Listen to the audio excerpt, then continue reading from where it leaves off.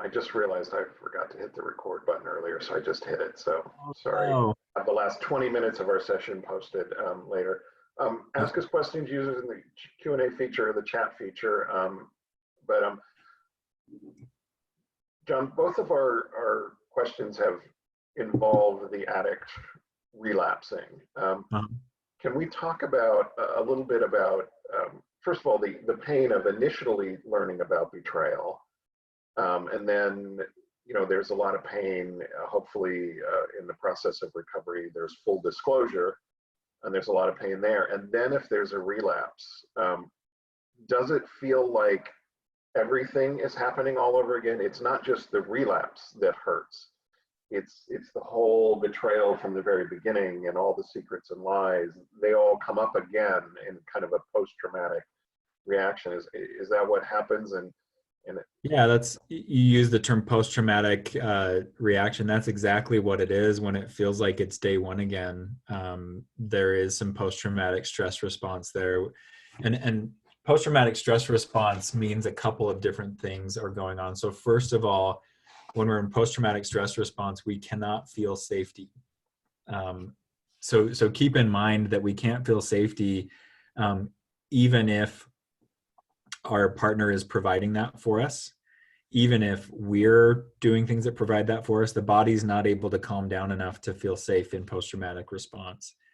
The other thing that happens in post-traumatic response is I say there's no timelines. It's hard to tell past from present.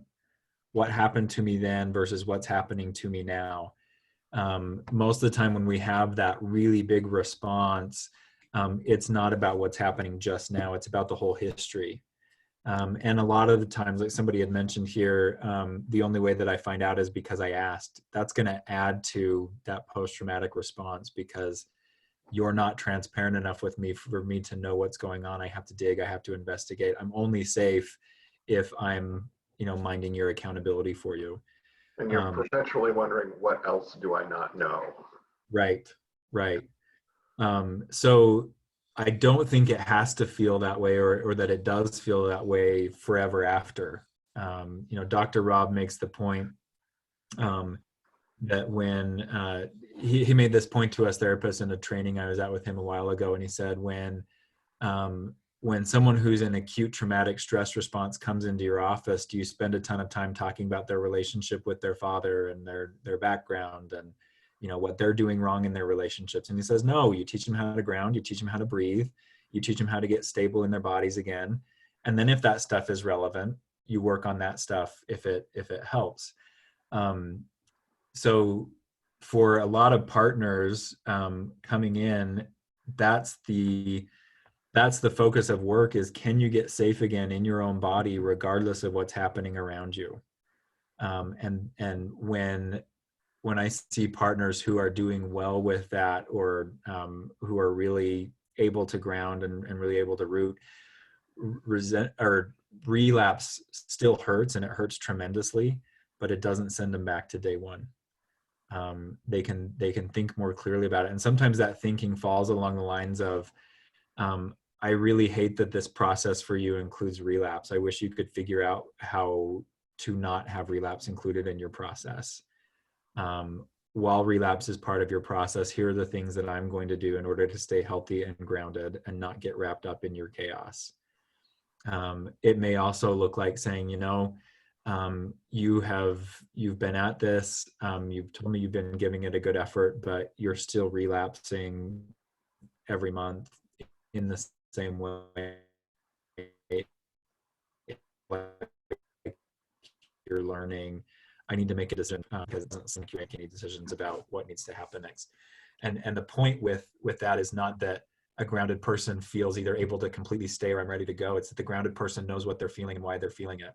And that helps with some of that orientation. So, I would say for the spouses that I work with, relapse is always incredibly disorienting and incredibly painful. How spun out they get has a lot to do with their ability to come back to themselves and to ground and to get stable and safe, independent from what their spouse is or isn't providing for them in the way of safety and grounding. Yeah. Just kind of on the same topic, but off it a little bit. How common is relapse among recovering sex and porn addicts? Oh boy. This is such a hard question to answer truthfully in mixed company addicts and partners, because the truth of it isn't settling to partners at all. I think relapse is always part of the process. It's not a necessary part of the process, but it's always part of the process. And I say to the addicts that I work with, there are at least 3 phases to relapse: the before, during, and after. And if in the work that we're doing, we can change any one of those aspects and eventually all 3 of those aspects, like, we're getting towards healing. So what I work on with addicts first is the after the relapse. Can you get honest? Can you get transparent? Can you face consequences instead of crazy making your partner, instead of lying to your partner, instead of trying to cover it up?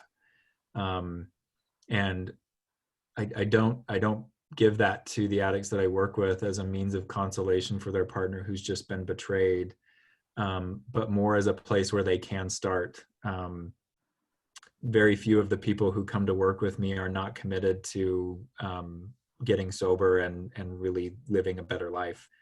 They just don't have the ability because they have the desire, and we really have to work on a lot of those skills and a lot of that ability to regulate emotions, to recognize triggers, to get comfortable getting into relationships that can be safe and supportive of recovery. There's a whole lot of work to be done before there's real strong alternatives in place to relapse. So the very difficult truth is I think relapse is almost always part of the process, but it doesn't have to look like it does when we're keeping secrets and we're deep in addiction. The speed with which you get accountable, with which you get honest, I'll hear from spouses, often makes a giant difference in how they process the relapse.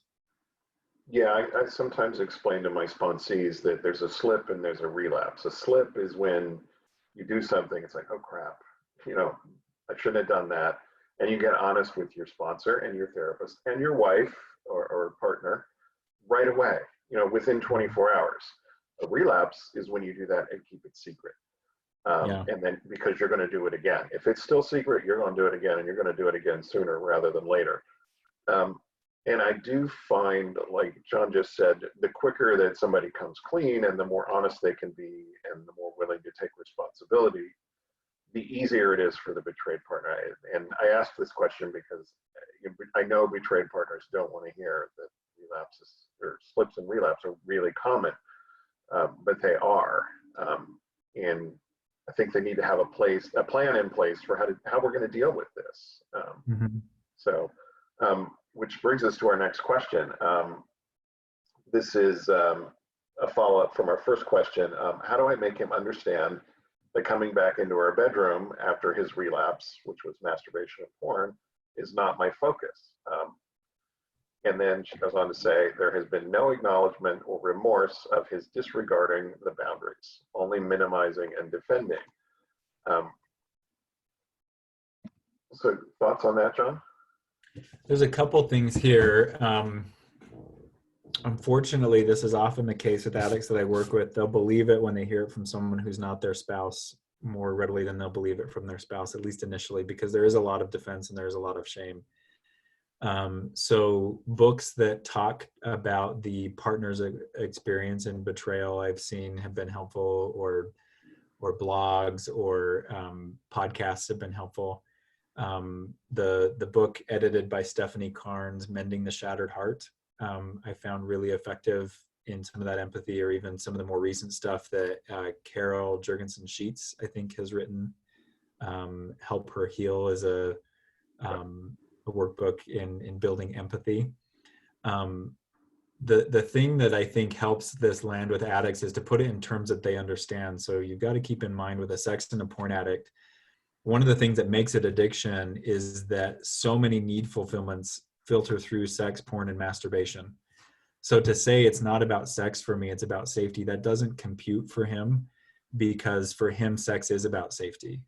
Well, if we're having sex, if we're sleeping in the same bed, that means our relationship is okay enough, I'm connected enough to you, which for most of the masturbation and porn addicts that I work with, they're extremely anxious in connected relationships. They don't know number one, how to read stability, so how to see it when it's there, and it's not very portable for them. So it's hard for them to have an experience with their partner that is safe and connecting, and for them to remember even hours later what that felt like in their body, and that it likely hasn't changed drastically. So there's this really anxious seeking of attachment. So when I was a younger therapist, I thought I was really good. And it wasn't long into my work that I felt like, I'm getting a sense from when people talk to me what the issue really is. And I remember one client specifically had mentioned some things about his mother. And I said, well, that's really what we need to be talking about then. Like, the problem is with your mom. And he got really mad, and he said, what is wrong with you therapists thinking that everything is about someone's mom? He said, I'm not even here for that. I'm here because I can't stop. And I forget exactly what it was. This is how like not tuned in I was. I don't even remember what his issue was. He didn't reschedule with me. I really hope he found someone who was better prepared to help him in that moment, because I missed the boat. So for your husband, helping him understand that, if he were to go to his therapist and to say, my job is really, really worrying me, and the therapist wants to say, well, that's irrelevant because the real issue here is with your mother. How would that feel to him? For you, the issue is not about sex, and it's not about sleeping in the same bed. It's about safety. It's about immediate safety. And I would imagine for you, if there was an adequate amount of acknowledgement or remorse, your level of safety would go up. Even if your level of comfort didn't go up drastically, your level of safety might go up, because like, okay, he's recognizing that his behavior has this kind of impact on me. And the remorse and the acknowledgement helps me to know that he knows. So helping him understand, or painting it in that, I don't know if you've seen the YouTube video, It's Not About the Nail. It's a really great watch. This man and woman sit down, and this woman has a nail sticking out of her forehead. And she said, I have a lot of pain here, a lot of pressure. It's getting me down.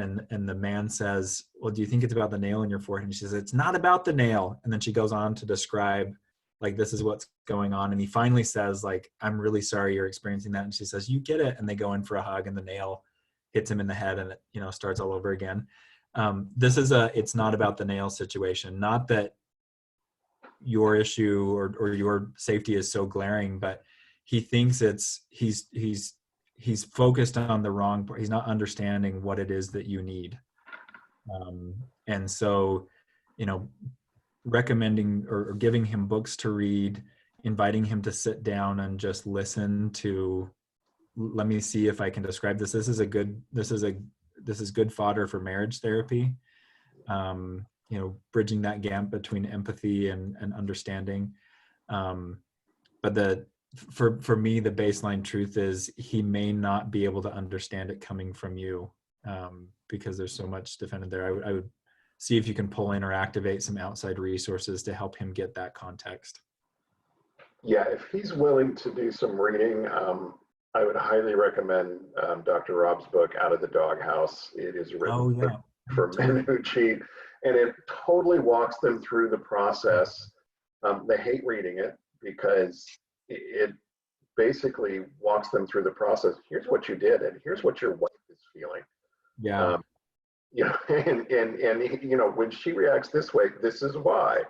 And by the end of the book, theoretically, they have a better understanding of what's going on. And she says, he's read Out of the Doghouse twice. Okay. He's read it twice. Oh boy. Yeah, read it again. Yeah, boy. He sounds like a tough nut to crack. Yeah. I don't get the impression that for this guy it's about intellectual understanding. It's about lowering the defenses in his body so he can really feel, and that's such a hard thing to get somebody to do. Yeah, and you used the word empathy earlier. You talked about Carol Jurgensen-Sheets' book. It's an empathy workbook for men who cheat. And that is really the hardest thing. I can tell you, as a recovering sex addict, I started feeling empathy for other people somewhere around the 5-year mark. of sobriety. It took that long for me to actually open up to the fact that other people have thoughts and feelings. Yep. I was that closed off. But now, I think I'm a reasonably empathetic person, probably more so than most males on the planet. So there is hope, but it's a process. Yep. And to just go back a little bit to what Jon was talking about earlier, it's a process that starts with accountability, and I think accountability from other people with the same problem, who are struggling with the same stuff. Because, I learned really early on that when I was sharing about what was going on in my life and I thought I was justified and whatever, other people with the same problem are going, oh, he's crazy. And they would point it out. And then when they were sharing and thinking they were justified, I had to say, not so much. It's a lot easier to see the crazy in someone else than it is to see it in ourselves. At least it was for me. And I really, really needed those other people. And you clearly know that he needs those other people, because that was your first question. So God, yeah, it's a tough one. Yeah, definitely. So we are pretty much out of time here. Since I cut us off at the beginning, I'm so sorry with the recording. You want to run us through the stuff real quick, Jon, that you went through at the beginning, just so we have it on here? Yeah, so the basics of navigating conflict on daily tasks for maintaining lifestyle. First of all, recognizing it's about small changes and compromises rather than a big one. This is a continual maintenance thing because relationship balance is always changing. It's important as we approach these issues that we have a lot of self-awareness, what our underlying beliefs and expectations are that are influencing our feelings in that. It's important to minimize the criticism. So statements around what you do need rather than statements around what you don't need. And also being able to give genuine appreciation for what's already being done and what's already there. The goal in the end is to reach a feeling together that we feel like we work together in managing the day-to-day tasks of our relationship, whether that's the household, whether that's the work that we have to do. So that's the overview of navigating issues around disparities in day-to-day tasks. Okay, thank you so much, Jon. Thank you everybody for being here. Wash your hands a lot. Yes, please. So Jon will be back in 2 weeks, and we'll see you then. All right, thanks everybody. Thanks everybody. Bye.